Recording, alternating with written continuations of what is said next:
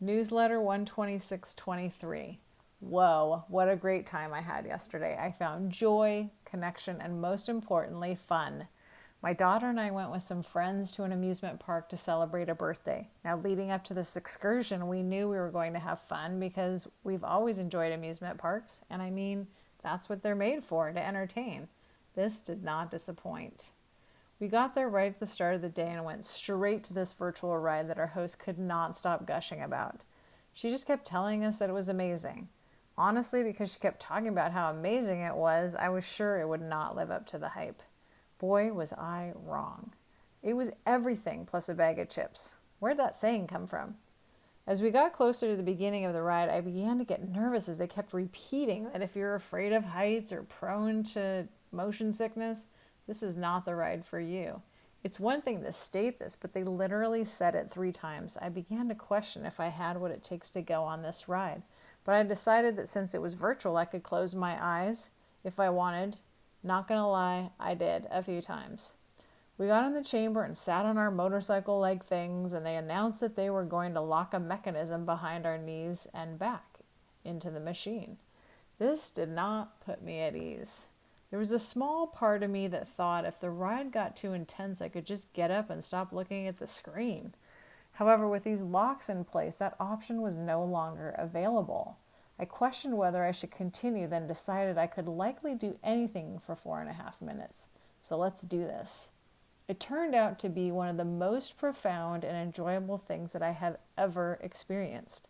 It was exhilarating and scary and oh so moving. I laughed, I screamed, and then I cried tears of joy.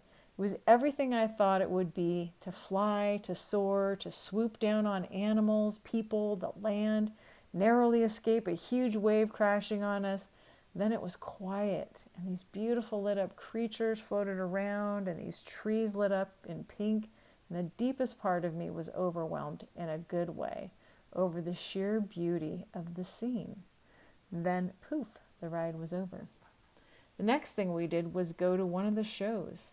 It was spectacular and fantastical. There was music, dancing, animatronics, singing, acrobatics, stilt walkers, people from the audience, and hooting and hollering. I laughed, I sang, I danced a little, clapped, and then I cried again. Again, tears of joy. I kept thinking about all these amazing artists and how we often think that artists have to be famous in order to have succeeded at their art. How they likely had disbelievers of their talent and that what they could do with it. And I wondered if the guy on the stilts that was looking at me as tears ran down my face knew that what he was doing was profound.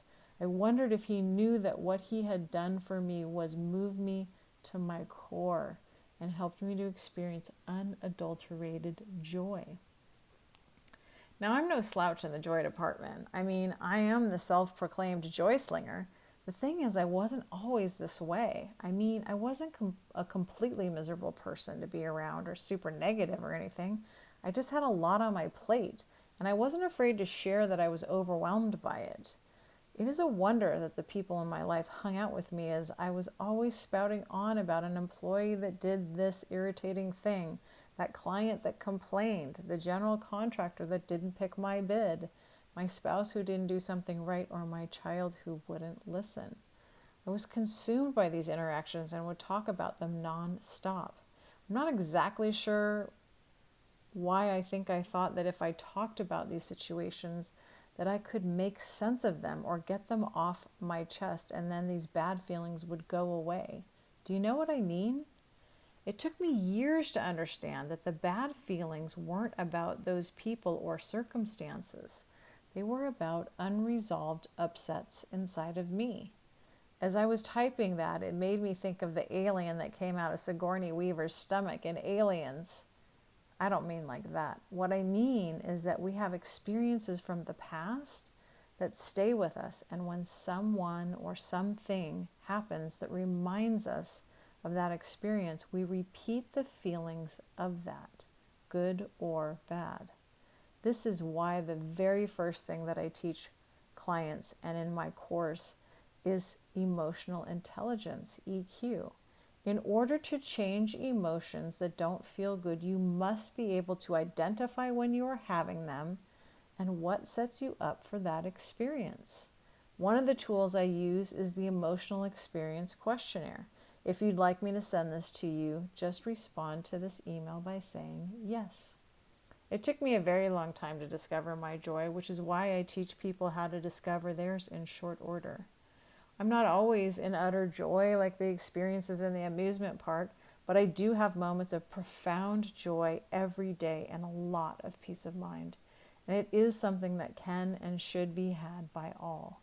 I believe it is our birthright to experience joy daily, and if that is not your experience, let's have a chat and see how I can help steer you toward that. Click on the link at the bottom of the email to schedule a chat. Peace. Erin riding on that high, Matt.